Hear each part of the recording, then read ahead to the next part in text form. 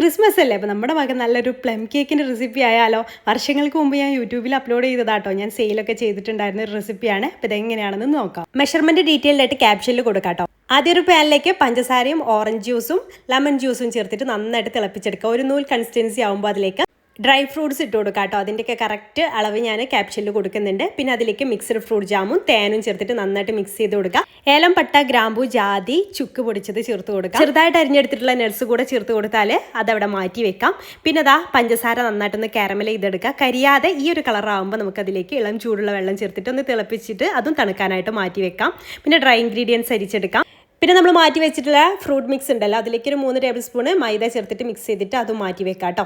ഇനി നമുക്ക് ബട്ടർ അതിലേക്ക് പൊടിച്ച പഞ്ചസാരയും ചേർത്തിട്ട് നല്ല ക്രീമി ആയിട്ടൊന്ന് ബീറ്റ് ചെയ്തെടുക്കാം. ബട്ടർ ചേർത്തെങ്കിൽ കറക്റ്റ് അതിൻ്റെ ഒരു പ്ലം കേക്കിൻ്റെ സ്ട്രക്ചർ കിട്ടുള്ളൂ കേട്ടോ. അതിലേക്ക് 2 മുട്ടയും വാനില എസൻസും പ്ലം എസൻസും ചേർത്ത് കൊടുക്കാം.